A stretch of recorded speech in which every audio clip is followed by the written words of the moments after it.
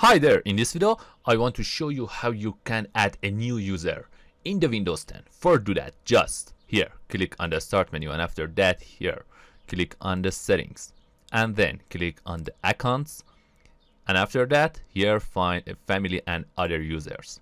Here click on add someone else to this PC and waiting, and then here click on I don't have this person's sign in information, and then again waiting, and here click on the add a new user without a Microsoft account, and here put your name and type it, training anything, and then here you should type a password,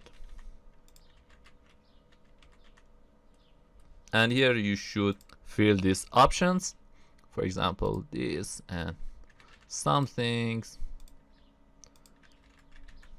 put some things here or here, and then click on the next, and it's done. And here you can just go to start, and then here click on this, and here you can see this new icon that we created. When you click on it, it's go to our new user. I hope you like this tutorial. Thank you and goodbye.